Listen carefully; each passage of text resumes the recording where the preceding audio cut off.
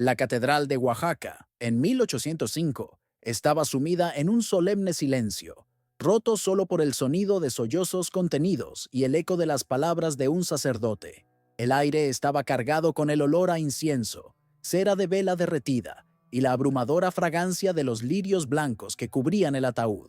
La élite de la sociedad colonial estaba toda presente, una congregación de terciopelo negro y joyas discretas, todos reunidos para lamentar la pérdida más trágica del año, la muerte súbita de la joven y bella heredera de la familia más poderosa de la región, la Casa de Velasco. En el centro de la nave, el ataúd de caoba pulida reposaba sobre un catafalco. Estaba abierto, como era la costumbre, revelando el rostro sereno de Catalina de Velasco, de 18 años. Su piel pálida como el mármol enmarcada por su largo cabello oscuro. Parecía una princesa dormida, vestida con su mejor vestido de seda blanca, las manos cruzadas sobre el pecho sosteniendo un rosario de perlas. La causa oficial de la muerte, susurrada con tristeza por los pasillos de la ciudad, había sido una fiebre repentina y galopante, una enfermedad cruel que había cegado la flor más rara de Oaxaca en su apogeo. En el púlpito, su padre, el patriarca don Carlos de Velasco, pronunciaba el panegírico. Era la imagen del dolor noble, un titán doblegado por el peso del luto. Su voz, normalmente un trueno de autoridad, estaba ahora embargada por una emoción cuidadosamente controlada. Hablaba de la bondad de su hija, de su alma pura, de su devoción a Dios y a la familia. Pintaba el retrato de un ángel que había caminado brevemente entre los mortales. Una criatura demasiado perfecta para este mundo. Su actuación era tan convincente que arrancaba lágrimas de los ojos de los más escépticos. Dios, en su sabiduría inescrutable, a veces cosecha las flores más perfectas para su jardín celestial, declaró don Carlos, su voz quebrándose en el momento exacto. Mi Catalina era esa flor, pura, virtuosa, un ejemplo de nobleza y honor. Su pérdida es una herida que nunca cicatrizará, pero nos inclinamos ante la voluntad del Todopoderoso, sabiendo que ahora está entre los ángeles, su lugar por derecho. Las palabras, tan piadosas y conmovedoras, resonaban por la catedral, una oleada de hipocresía que solo un hombre en la congregación era capaz de sentir. En la primera fila, doña Isabel, la madre, desempeñaba su papel con una perfección más sutil. No lloraba abiertamente, sino que mantenía un pañuelo de seda negra presionado contra sus labios, su cuerpo temblando con sollozos silenciosos y contenidos. Era la imagen del dolor aristocrático, digna incluso en la devastación. Era la Virgen dolorosa, la madre que había perdido su bien más preciado, y la simpatía de toda la ciudad se derramaba sobre ella. Nadie podría imaginar la monstruosa verdad que se escondía detrás de aquel velo de luto. Pero en el fondo de la iglesia, de pie en las sombras, cerca de la pila de agua bendita, un joven observaba el espectáculo. Su nombre era Mateo, su piel morena y sus ropas sencillas de artesano lo destacaban de la congregación noble, pero nadie le prestaba atención. No debería estar allí. Su presencia era una profanación silenciosa de aquel espacio de luto de la élite. No se movía, no parpadeaba, sus ojos oscuros fijos en el púlpito, en el ataúd y en los padres afligidos, absorbiendo cada detalle de aquella elaborada y terrible mentira. Para todos los demás, la escena era una tragedia. Para Mateo, era la escena de un crimen. No veía a un padre con el corazón roto, veía a un asesino pronunciando un discurso. No veía a una madre en duelo, veía a una cómplice llorando lágrimas de cocodrilo. El olor de los lirios no era dulce para él, era el hedor empalagoso de la muerte usado para enmascarar el olor del veneno.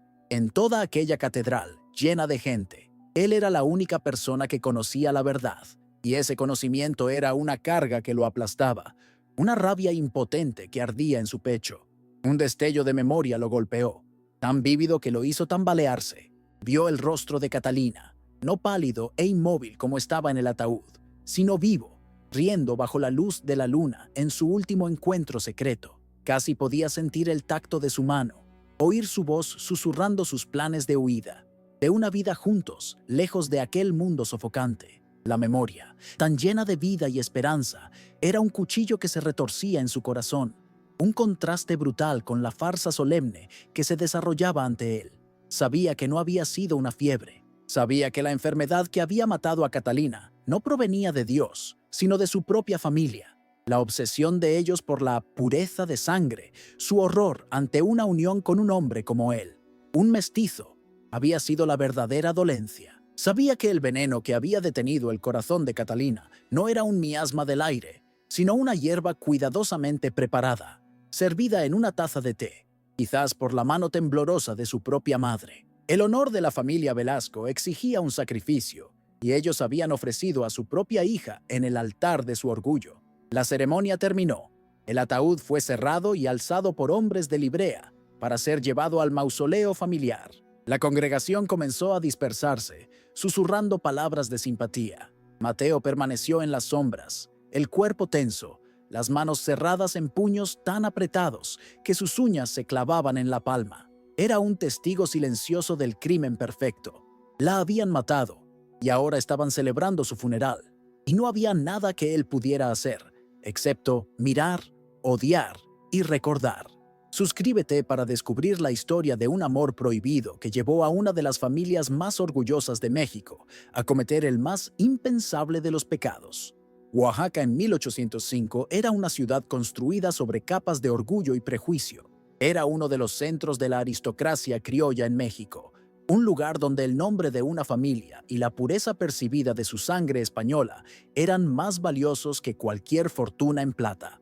La sociedad era una pirámide rígida, con los españoles peninsulares en la cima, seguidos de cerca por la élite criolla, como los Velasco. Debajo de ellos, en un complejo y degradante sistema de castas, estaban los mestizos, los indígenas y, en la base, los esclavos africanos. Cada estrato social era un recordatorio constante de su lugar, y la mezcla entre ellos era el mayor de los tabúes. La vida en Oaxaca se regía por una etiqueta sofocante y una obsesión por las apariencias. El honor no era una cualidad interior, sino una actuación pública. Los escándalos eran temidos como la peste, pues podían manchar la reputación de una familia por generaciones. La Iglesia, con su énfasis en el pecado y la pureza, reforzaba esta estructura social, convirtiendo la transgresión no solo en un error social, sino en una ofensa a Dios. Era un mundo donde la felicidad personal era un lujo raramente considerado, y el deber para con el linaje era la única virtud que importaba. En este universo, la familia Velasco era la realeza. Su fortuna, proveniente de vastas tierras y minas de plata, les permitía vivir en un esplendor casi irreal. La mansión Velasco, un palacio colonial en el corazón de la ciudad, era el símbolo de su poder. Con sus patios interiores, gruesos muros y ventanas enrejadas, fue diseñada tanto para exhibir su riqueza como para aislarlos del mundo impuro de afuera. La casa era un reflejo de la familia, hermosa, imponente e impenetrable. La reputación de los Velasco era legendaria. Eran conocidos por su devoción católica, por sus generosas donaciones a la iglesia y, sobre todo, por su feroz orgullo en su ininterrumpido linaje de sangre española. Se consideraban los guardianes de la tradición y el honor en un mundo cada vez más mezclado. Para ellos, la idea de emparentar con alguien de una casta inferior no era solo indeseable, era una forma de aniquilación, el fin de todo lo que representaban. El guardián principal de este legado era el patriarca, Don Carlos de Velasco. Era un hombre gobernado por un único principio: la preservación del nombre de la familia. Frío, autoritario y desprovisto de calidez emocional, veía el mundo como un gran tablero de ajedrez, y a su familia como las piezas que movía para asegurar la victoria. Amaba a su hija, Catalina, no como a una persona, sino como su bien más preciado, la heredera que, a través de un matrimonio ventajoso, garantizaría la continuación y elevación de la dinastía Velasco. Su autoridad dentro de casa era absoluta e incuestionable. Sus decisiones eran ley, y su desaprobación era una tormenta silenciosa y terrible que todos temían. Era un maestro en mantener el orden a través de una disciplina rígida y una distancia emocional que desalentaba cualquier tipo de familiaridad. Exigía de su familia la misma perfección que exigía de sus caballos de pura sangre o de sus vinos importados. Cualquier fallo, Cualquier desviación de la norma era visto como un defecto a corregir, o si era necesario, a eliminar. A su lado, como la ejecutora de su voluntad, estaba su esposa, doña Isabel. Era el producto perfecto de su clase, una mujer que había interiorizado tan completamente el código de honor que se había convertido en su propia naturaleza. Amaba a Catalina con un amor posesivo y controlador, creyendo genuinamente que su deber más sagrado como madre era asegurar que su hija cumpliera su destino, casarse bien, engendrar herederos de sangre pura y mantener el honor de la familia por encima de todo. Para doña Isabel, la felicidad personal de Catalina era un concepto extraño y peligroso. Creía que la verdadera felicidad de una mujer de su clase residía en el cumplimiento de su deber. Veía cualquier signo de individualismo o de pasión en su hija, no como un rasgo de personalidad, sino como una amenaza, una semilla de deshonra que debía ser arrancada de raíz.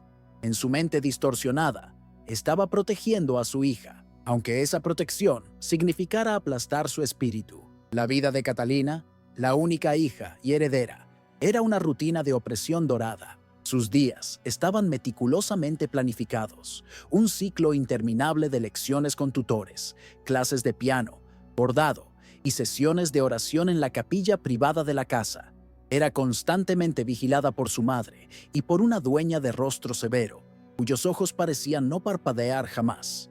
Cada gesto suyo era corregido, cada palabra, evaluada, estaba siendo esculpida para convertirse en la esposa perfecta para un noble, un objeto de arte pulido y sin voluntad propia. La mansión, con toda su belleza, era su prisión. Los exuberantes jardines eran su patio de recreo, la biblioteca, su celda de estudio. Tenía todo lo que el dinero podía comprar, pero no tenía nada de lo que su alma anhelaba: libertad. La soledad era su compañera constante. No tenía amigos de verdad, solo las hijas de otras familias nobles, con quienes intercambiaba las mismas conversaciones vacías y ensayadas. Era un pájaro exótico en una jaula bellamente labrada, y el sonido de sus propias alas queriendo volar era un tormento secreto. Pero dentro de la prisionera, una rebelde crecía en silencio. Lejos de los ojos de su madre, Catalina alimentaba un mundo secreto. Leía libros de poesía romántica prohibidos, escondidos bajo su colchón, obras que hablaban de pasiones que cruzaban barreras y de amores que desafiaban al mundo. Y dibujaba. Tenía un talento natural para el dibujo, y sus cuadernos secretos estaban llenos de bocetos del mundo real que veía desde su ventana: el rostro de un vendedor ambulante, la forma de una nube, la textura de la corteza de un árbol. Era su única forma de conectar con una realidad que le era negada. Su fascinación por el mundo exterior era una fuente de constante ansiedad para su madre. Doña Isabel veía en los dibujos de Catalina una peligrosa inclinación hacia lo común, hacia lo impuro. Frecuentemente confiscaba los cuadernos de dibujo de Catalina, reprendiéndola por desperdiciar su tiempo en trivialidades en lugar de concentrarse en sus lecciones de etiqueta. Cada cuaderno confiscado era una pequeña muerte para Catalina, pero nunca se detuvo.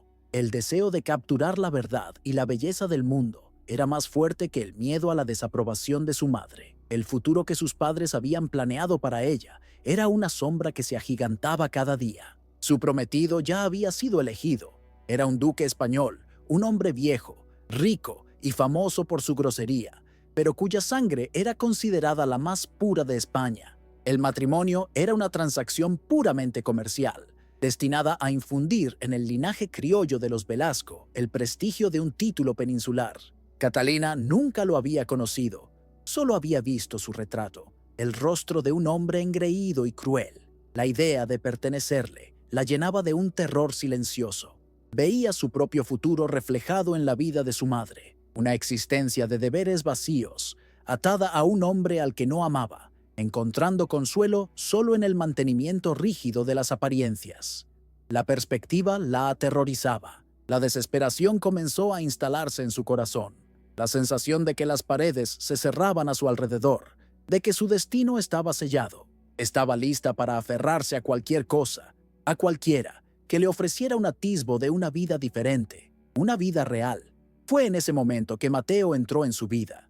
Don Carlos, en uno de sus raros gestos de patrocinio artístico, decidió encargar un nuevo y elaborado retablo de madera, tallada para la capilla familiar. Tras una larga búsqueda, contrató al artesano más talentoso de Oaxaca, un joven mestizo llamado Mateo, cuyo trabajo con la madera era legendario. El hecho de que no fuera de sangre pura fue un punto de contención, pero su habilidad era tan innegable que incluso don Carlos tuvo que admitir su superioridad. Mateo instaló su taller en una sección raramente usada del patio de servicio de la mansión. El sonido de su martillo y su cincel se convirtió en una nueva e intrigante adición a la banda sonora de la vida de Catalina. Desde la ventana de su habitación, podía verlo trabajar. Lo observaba durante horas, fascinada. Se movía con una concentración y una pasión que nunca había visto en ninguno de los hombres de su clase. No estaba solo trabajando, estaba creando. En sus manos, trozos de madera sin vida se transformaban en ángeles, santos y flores, con una belleza sobrecogedora. Su habilidad la cautivaba, pero era la libertad en su arte lo que la hipnotizaba. Trabajaba con una intensidad y una alegría que eran completamente ajenas al mundo contenido y sin emociones de Catalina. Él era la personificación de la vida real y apasionada sobre la que solo leía en sus libros prohibidos. El deseo de hablar con él, de entender el mundo detrás de sus talentosas manos, se convirtió en una obsesión que superó su miedo a ser descubierta. Usó el pretexto de inspeccionar el progreso del retablo para su madre. En su primera visita al taller, hizo las preguntas formales y distantes que se esperaban de ella. Pero luego, comentó sobre una técnica de tallado específica que había leído en uno de sus libros de arte. Mateo dejó de trabajar y la miró, sorprendido. Ninguno de sus mecenas nobles había mostrado jamás un conocimiento real de su oficio. Él respondió, explicando los matices de la madera, y comenzó una conversación improbable. Aquel día, en el polvoriento taller que olía a cedro, las barreras de casta se disolvieron. No hablaron como la hija del amo y el artesano mestizo. Hablaron como dos artistas, dos almas que entendían el lenguaje de la belleza y la creación. Él quedó maravillado con el conocimiento de ella, y ella, con la profundidad de la pasión de él.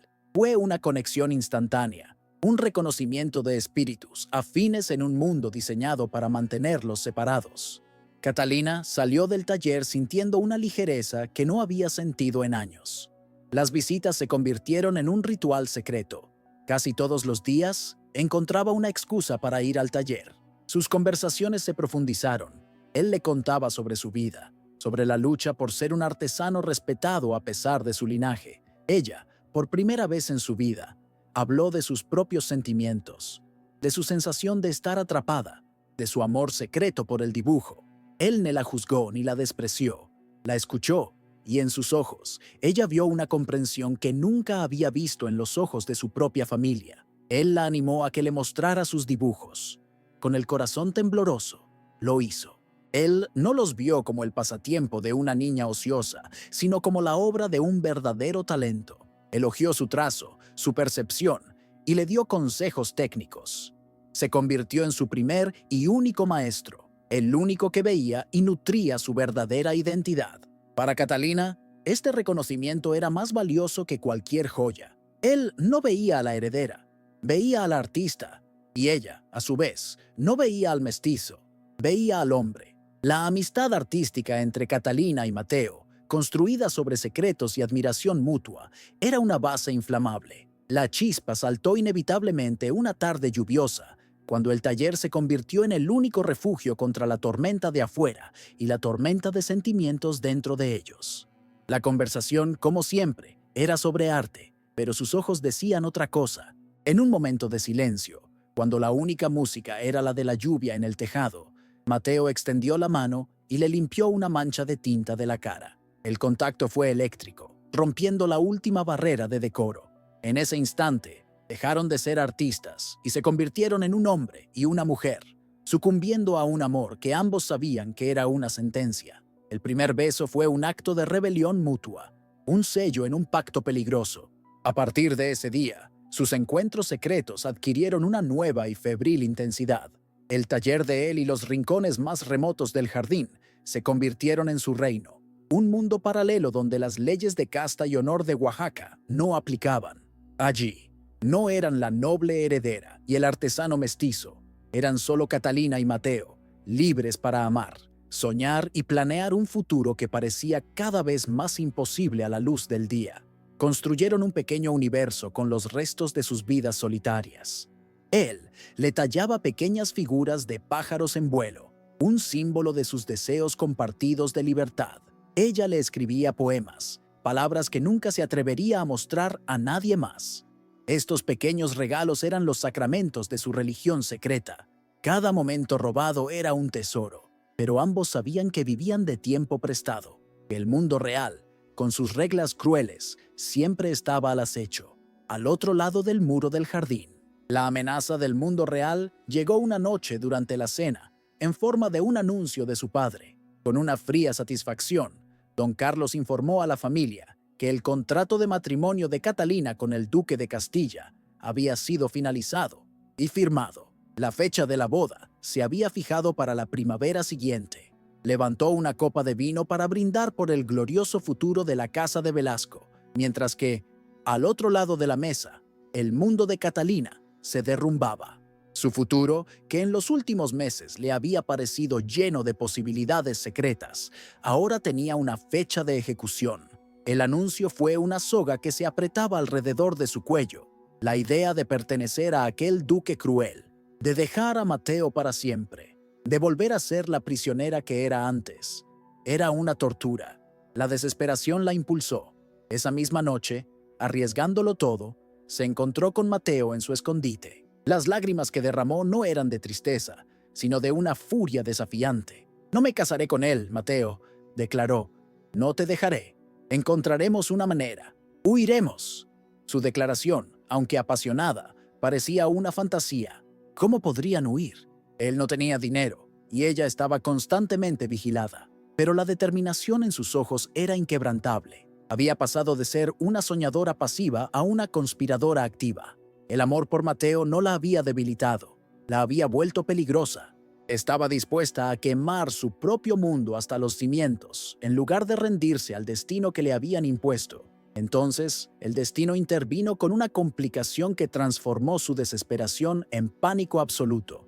Unas semanas después del anuncio del compromiso, Catalina se dio cuenta de la terrible verdad. La ausencia de su ciclo, las oleadas de náuseas por la mañana. Estaba embarazada. El fruto de su amor prohibido crecía dentro de ella. Lo que antes era un sueño de libertad se convirtió en una carrera contra el tiempo. Un bebé de piel morena nacido de la heredera Velasco no sería solo un escándalo. Sería una prueba de traición, una sentencia de muerte para Mateo y una condena a la vida en un convento deshonrado para ella. Se lo contó a Mateo, su voz un susurro aterrorizado bajo las estrellas. La noticia lo golpeó con la fuerza de un mazazo. El miedo por su propia vida fue instantáneamente superado por el miedo por la vida de ella y la del hijo que nunca esperó tener. Pero, en lugar de paralizarlos, la noticia los galvanizó.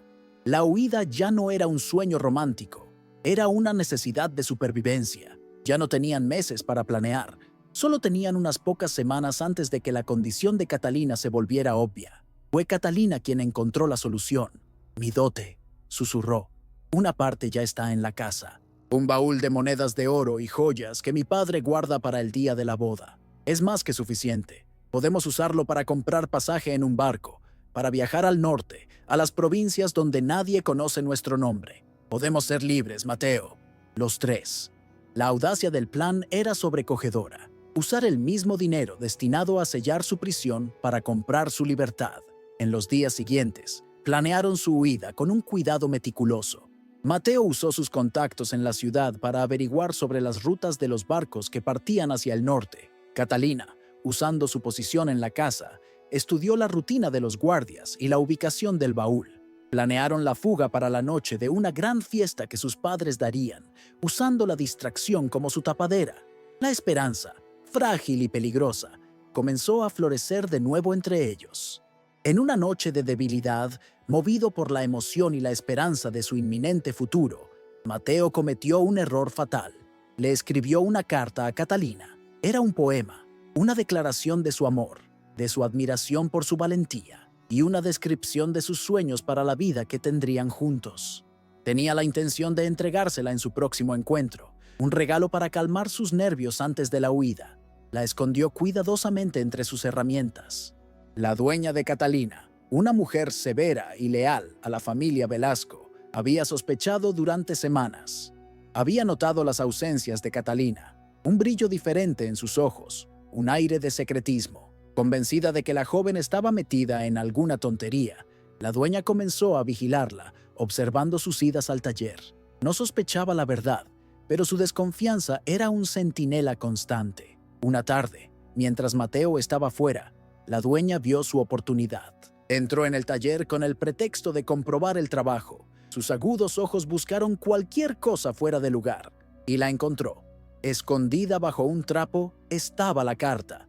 Reconociendo el nombre de Catalina y creyendo que era su deber proteger el honor de la niña, la tomó y la llevó, sin abrirla, directamente al único poder que reconocía, don Carlos de Velasco. Don Carlos estaba en su despacho cuando llegó la dueña, temblando, y le entregó la carta.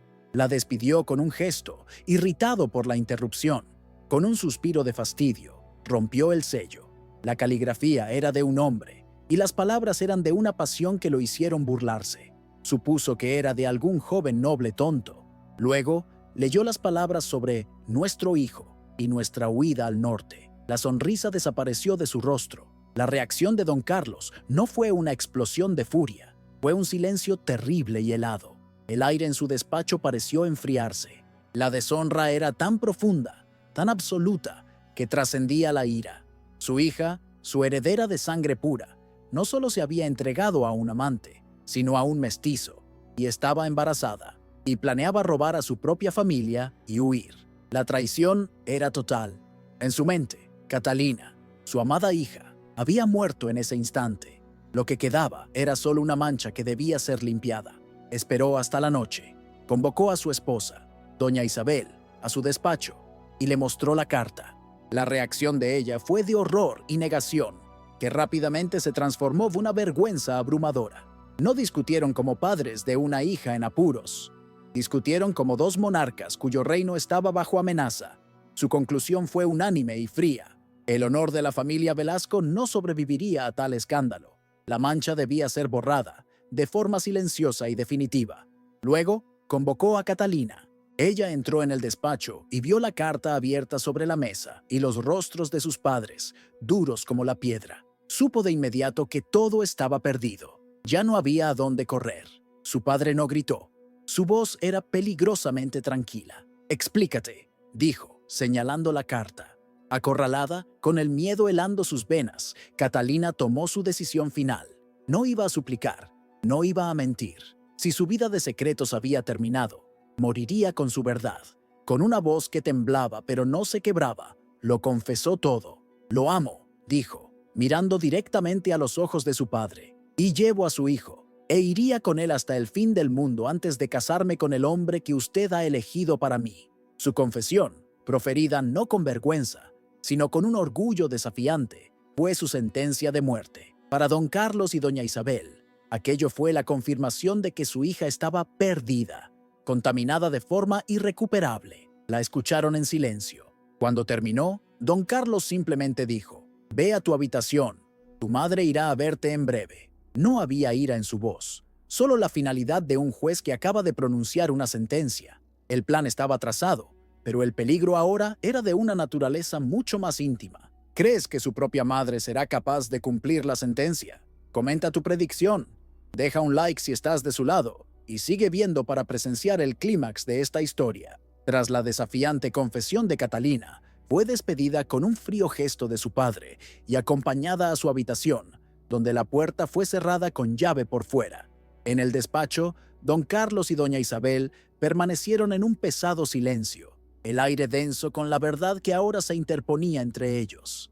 La carta de Mateo yacía sobre la mesa como una serpiente muerta, su veneno ya esparcido por el corazón de la familia. No hubo recriminaciones ni lágrimas. En su lugar, una calma terrible y pragmática se apoderó de ellos. Ya no eran los padres de una hija en crisis, eran los guardianes de un linaje amenazado, y el problema debía resolverse.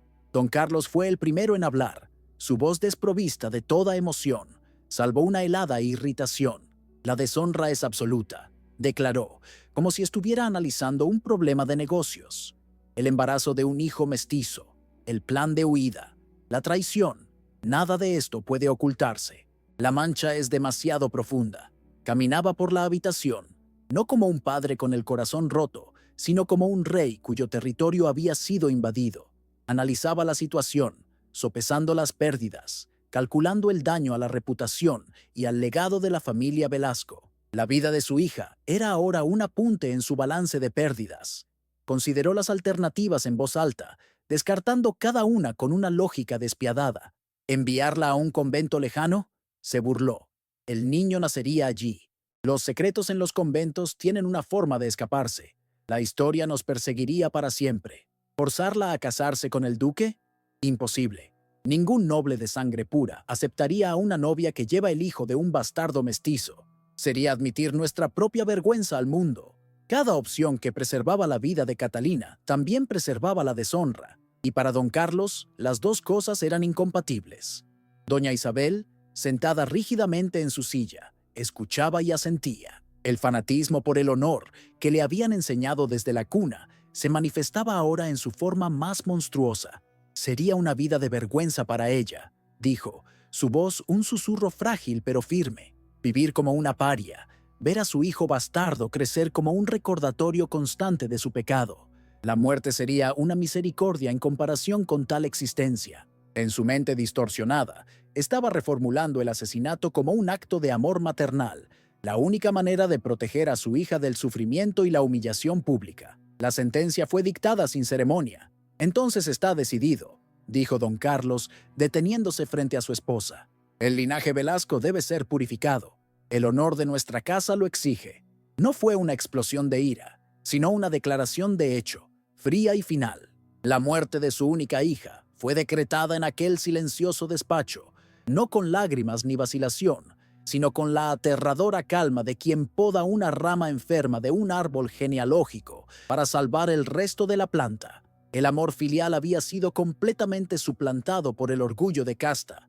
Luego, en un acto de crueldad que selló la complicidad de su esposa, don Carlos delegó la tarea. «Este es un asunto de madre», dijo, su voz suave. «Es tu deber, Isabel. Tú la trajiste a este mundo. Es tu responsabilidad corregir su error, limpiar la mancha que ha traído sobre nosotros». Transformó el asesinato en un deber doméstico, una tarea maternal, obligándola a convertirse en la ejecutora, y así asegurando su silencio y su eterna participación en el crimen. La encadenó a él para siempre con la sangre de su propia hija. Las manos de doña Isabel no temblaron. Con una calma robótica, fue al pequeño boticario de la familia, un armario cerrado con llave, donde guardaban medicinas y compuestos de hierbas. Sabía qué buscar. Había un pequeño frasco de vidrio oscuro que contenía un extracto de belladona, un veneno que sus antepasados usaban con fines medicinales en dosis minúsculas, pero que era mortal en cantidades mayores. Era el arma perfecta, rápida, difícil de rastrear en una autopsia rudimentaria y conocida por causar síntomas que podían confundirse fácilmente con una fiebre súbita y violenta. El ritual de preparación se llevó a cabo con una precisión escalofriante. Hirvió agua y preparó una taza de té de manzanilla, la bebida que solía darle a Catalina de niña para calmarla. El gesto era una parodia grotesca de su antiguo afecto. Con un cuentagotas, añadió la dosis letal del líquido incoloro e inodoro al té caliente. Observó las pequeñas ondas en la superficie mientras el veneno se disolvía, desapareciendo por completo. Estaba preparando la muerte de su hija con el mismo cuidado con el que prepararía la receta de un pastel. Llevando la bandeja de plata que contenía la taza humeante y una pequeña galleta, doña Isabel caminó por el largo y silencioso pasillo hasta la habitación de Catalina. Cada paso era deliberado, sin vacilación. Ya no era una madre que iba a consolar a una hija, era un ángel de la muerte, en una misión sagrada y profana. El sonido de sus zapatos sobre el suelo de madera era el único latido en el corazón silencioso de la casa, una marcha fúnebre hacia el acto final de su lealtad distorsionada. Dentro de su habitación, encerrada, Catalina estaba sentada al borde de la cama. El terror inicial había dado paso a una desesperación resignada, pero en el fondo de su corazón, Una pequeña y tonta llama de esperanza aún parpadeaba. Sus padres eran severos, pero eran sus padres. Quizás la enviarían a un convento en España. Pasaría el resto de su vida enclaustrada, pero estaría viva, y su hijo nacería. No podía concebir, en su mente aún joven, la profundidad del fanatismo que gobernaba el corazón de sus padres. No sabía que su sentencia ya había sido dictada. La llave giró en la cerradura y su madre entró. El rostro de doña Isabel era una máscara de serena tristeza. Se sentó junto a Catalina en la cama, colocando la bandeja en la mesita de noche. «Hija mía», comenzó, su voz suave y llena de una falsa compasión. «Tu padre y yo estamos desconsolados, pero nuestro amor por ti es más grande que nuestra ira. Solo queremos aliviar tu sufrimiento, encontrar la paz para esta casa». Cada palabra era una mentira cuidadosamente construida, un veneno verbal para preparar el camino para el veneno real. «Te he traído un té», continuó doña Isabel, cogiendo la taza. «Es manzanilla con miel, como te gustaba de pequeña. Bebe. Calmará tus nervios y te ayudará a dormir. El sueño traerá la paz». Le tendió la taza a Catalina. El gesto era tan familiar, tan maternal, que por un momento las defensas de Catalina se derrumbaron. Vio en su madre, no a la jueza que la había condenado, sino a la mujer que la había cuidado cuando estaba enferma. En un último y fatal acto de confianza filial, Catalina tomó la taza, miró a los ojos de su madre, buscando una señal, cualquier señal. Solo vio una tranquila tristeza, desesperada por una pizca de amor, por una prueba de que no todo estaba perdido. Interpretó la calma de su madre como una forma de perdón. «Gracias, mamá», susurró, y se llevó la taza a los labios. Bebió el té caliente a sorbos lentos, sin darse cuenta de que estaba bebiendo su propia muerte, servida por la mano que la había traído al mundo. El veneno actuó rápido. Menos de un minuto después de terminar el té, un violento calambre le retorció el estómago, se le nubló la vista, y un mareo abrumador la obligó a recostarse. Miró a su madre, la confusión y el miedo en sus ojos. «Mamá, no me siento bien», logró decir.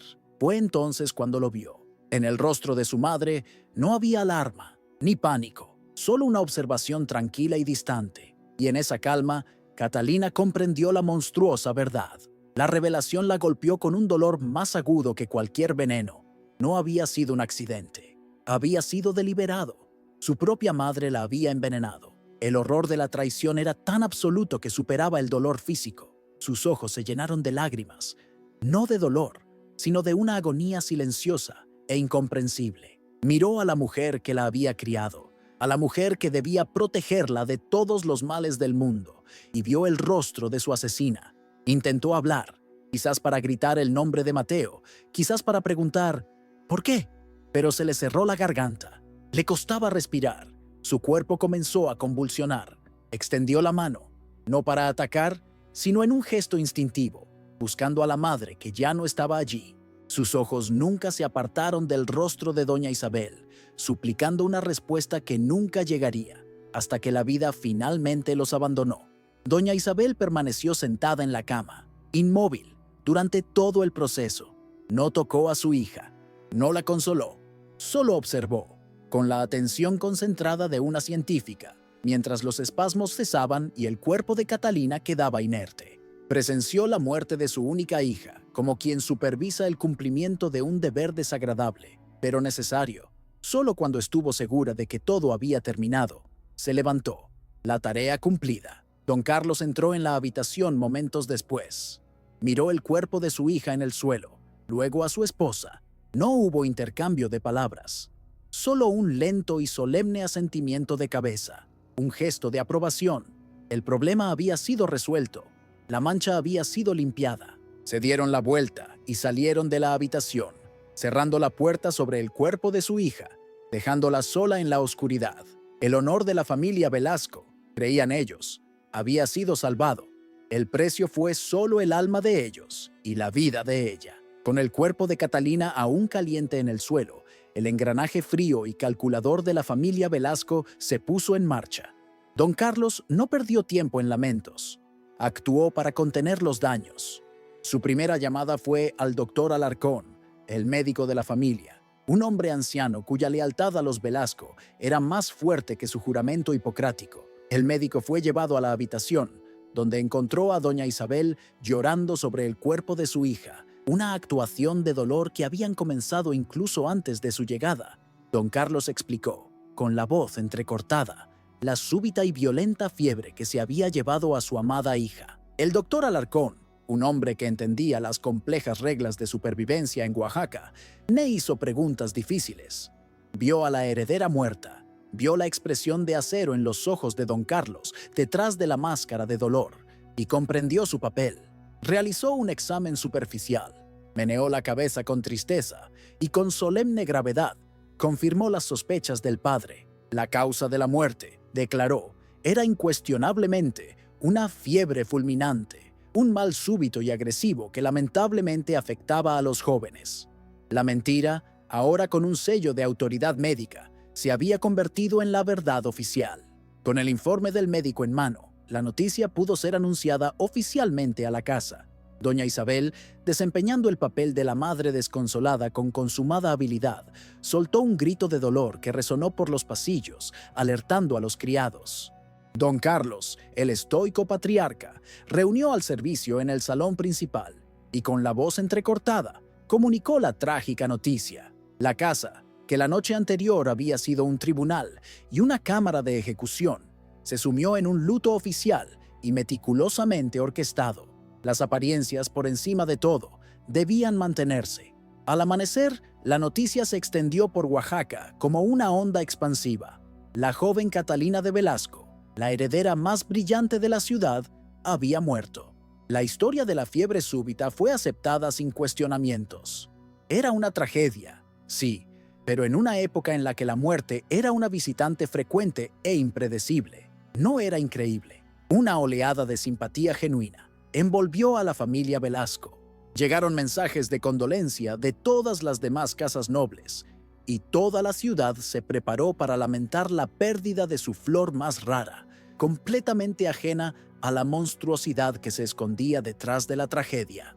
Mientras la ciudad se sumía en el luto, Mateo vivía un tipo diferente de agonía. Escondido en una arboleda a las afueras de la ciudad, en el punto de encuentro acordado, esperó toda la noche. Cada sombra en movimiento, cada sonido del viento, lo llenaba de una esperanza que se volvía más fina y frágil con cada hora que pasaba. Se aferraba a la creencia de que ella solo se había retrasado, que algún imprevisto doméstico la había detenido. La idea de que no vendría, de que el plan había fracasado, era una posibilidad que su mente se negaba a aceptar. Salió el sol, pintando el cielo con colores vibrantes que parecían una burla a su estado de ánimo. Catalina no había llegado. La esperanza finalmente dio paso a un miedo helado. No temía que ella lo hubiera abandonado. Su amor era la única certeza en su vida. Temía que la hubieran descubierto. La imaginó encerrada en su habitación, siendo confrontada por su padre. Podía imaginar la violencia de la reacción de don Carlos, pero la verdad, la solución final y terrible que la familia había elegido, todavía estaba más allá de su comprensión. Con el corazón apesadumbrado por un mal presentimiento, se arriesgó a regresar a la ciudad, manteniéndose en las sombras, tratando de escuchar los rumores. Fue entonces cuando lo oyó, viniendo de la dirección de la catedral, el sonido lento y solemne de las campanas. Eran las campanas de duelo, un toque largo y profundo, reservado solo para la muerte de un miembro de la más alta nobleza. El sonido lo golpeó con la fuerza de un golpe físico, y tuvo que apoyarse en una pared para no caer. Supo, instintivamente, por quién doblaban las campanas. Su sospecha se confirmó en los susurros del mercado. La gente hablaba con tristeza de la pobre Catalina Velasco, arrebatada tan joven por una terrible fiebre durante la noche. La palabra fiebre, dicha la misma noche de su planeada huida, fue la llave que abrió la puerta del horror en la mente de Mateo. No había sido una enfermedad. Había sido una ejecución. La descubrieron, y para evitar la deshonra, la silenciaron para siempre. La revelación lo dejó vacío, el dolor tan vasto que no había lugar para las lágrimas, solo para un vacío frío e infinito. Movido por una necesidad morbosa de presenciar la escena final de su mentira, fue a la catedral. Escondido detrás de una columna en el fondo de la iglesia, presenció el funeral. Vio el ataúd cubierto de flores, escuchó el hipócrita panegírico de don Carlos, vio las falsas lágrimas de doña Isabel. Cada palabra piadosa, cada gesto de duelo, era un insulto a la memoria de la mujer que amaba. La ceremonia no era un homenaje a su vida, era la celebración del éxito de su asesinato. Mientras observaba a los asesinos de Catalina recibir las condolencias de una ciudad engañada, la impotencia lo consumió. ¿Qué podía hacer? Era un artesano mestizo. Su palabra contra la de la familia más poderosa de Oaxaca no valía nada. Acusarlos públicamente sería un suicidio. Sería torturado hasta confesar que mentía y luego ejecutado por difamación. Y peor aún, su acusación arrastraría el nombre de Catalina por el fango, revelando el mismo escándalo que sus padres la habían matado para ocultar. Estaba atrapado, encadenado por la verdad que solo él conocía. El crimen de la familia Velasco fue perfecto. Habían eliminado la amenaza a su honor, silenciado al único testigo que podía vincularlos a ella, su hija, creado una historia de coartada inexpugnable y recibido la simpatía de la sociedad por su pérdida. Habían ganado. El honor de la familia estaba a salvo. El linaje, purificado. Habían cometido el pecado supremo y fueron recompensados con la preservación de su estatus. La explosión de su crueldad no resultó en un escándalo, sino en un silencio perfectamente orquestado. Pero mientras don Carlos y doña Isabel permanecían uno al lado del otro en la catedral, aceptando los abrazos y las palabras de consuelo, algo nuevo y frío se instaló entre ellos. El monstruoso secreto que compartían, el conocimiento de lo que habían hecho en su despacho y en la habitación de su hija, se convirtió en un veneno. No un veneno que mataba rápidamente, sino uno que corroía lentamente desde dentro. La complicidad en el asesinato de su propia hija no los unió. Creó una barrera invisible y eterna entre ellos, el comienzo de una larga y silenciosa decadencia. En los meses que siguieron al funeral, la fachada de luto de la familia Velasco se mantuvo con una perfección impecable. Don Carlos y doña Isabel desempeñaron sus papeles de padres desconsolados, con una dedicación que les granjeó la admiración y la simpatía de toda la sociedad de Oaxaca. Pero dentro de los silenciosos muros de su mansión, el veneno que le habían servido a Catalina comenzó a actuar sobre ellos. El crimen perfecto, el monstruoso secreto que compartían, no los unió en la complicidad, sino que los aisló a cada uno en una isla de culpa y desconfianza. Rara vez hablaban, y cuando lo hacían, era sobre trivialidades. Evitaban la mirada del otro, pues cada uno era un espejo que reflejaba la monstruosidad de lo que habían hecho. La habitación de Catalina fue cerrada con llave, convirtiéndose en un santuario silencioso para un duelo que era, en sí mismo, la mayor de las mentiras.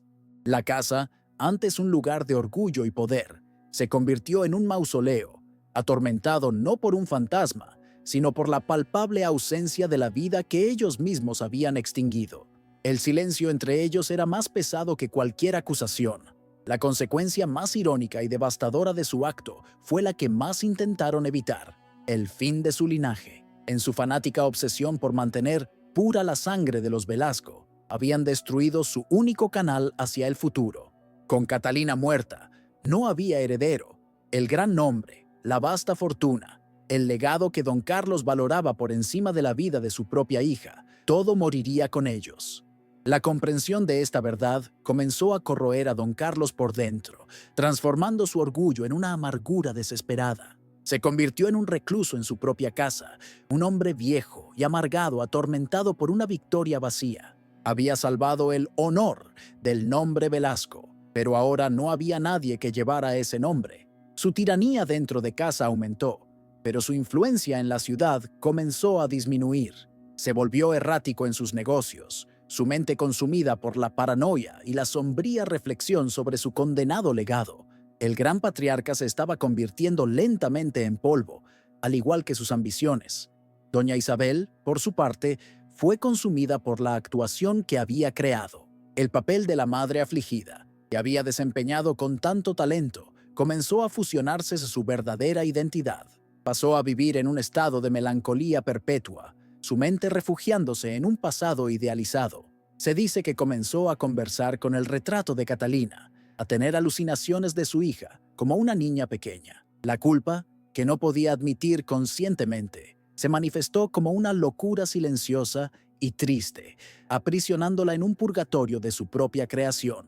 Mientras la casa de Velasco se pudría por dentro, Mateo se enfrentaba a su propio infierno. El dolor de la pérdida y la rabia impotente lo consumieron durante semanas.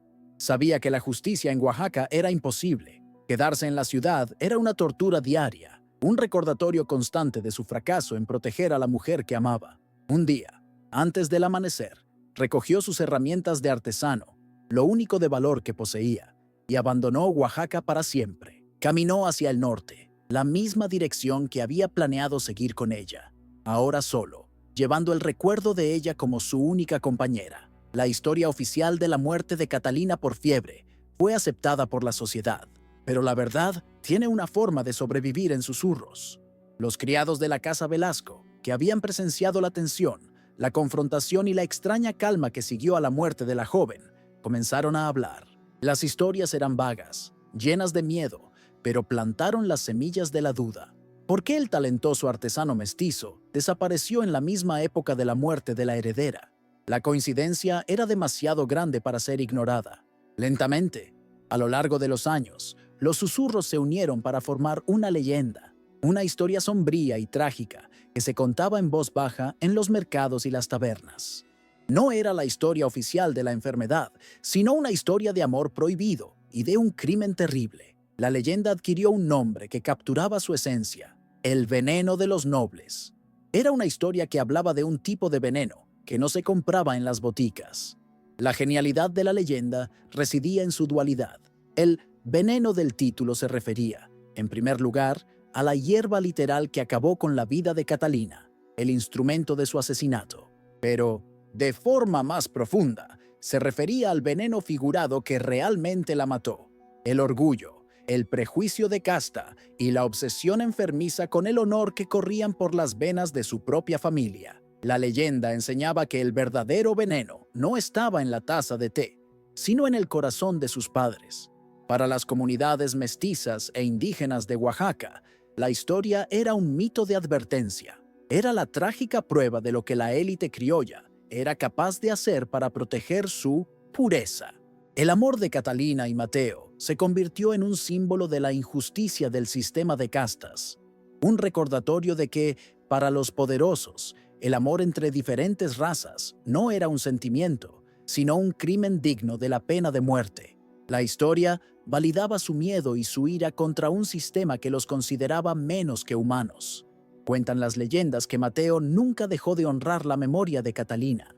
Años más tarde, en una pequeña y remota iglesia misionera en el norte de México, apareció un retablo de madera de una belleza sobrecogedora. La pieza, donada anónimamente, representaba la historia de un amor trágico entre una dama noble y un hombre de origen humilde. El rostro de la dama era inconfundiblemente el de Catalina. Fue la única confesión de Mateo, su único testimonio, una forma de contar su historia, no con palabras que podrían haberlo matado, sino con la belleza que los había unido. Así, la familia Velasco desapareció en la historia, su linaje extinguido y su fortuna finalmente dispersa, pero la historia de su hija, a quien intentaron borrar, se volvió inmortal. La leyenda del veneno de los nobles sobrevivió, un cuento folclórico sobre la traición suprema, la de los padres que sacrifican a un hijo en el altar de su propio orgullo. Es un sombrío recordatorio de que el honor, cuando se lleva a un extremo tóxico, se convierte en la más deshonrosa de todas las cualidades. La historia de Catalina es una acusación contra un mundo que valoraba más las apariencias que la vida, y más el linaje que el amor. La explosión de su tragedia no fue un acto de pasión, sino un asesinato a sangre fría, planeado y ejecutado no por monstruos, sino por padres que creían estar haciendo lo correcto. Y esa es quizás la parte más terrible de la leyenda. ¿Puede el orgullo ser más mortal que cualquier veneno? ¿Vale el honor el precio de la vida de un hijo? Deja un like si esta historia te impactó. Suscríbete para más historias sobre los crímenes más impactantes y los secretos más oscuros de la historia. Comenta Honor si crees que los padres de Catalina fueron los verdaderos monstruos de esta historia.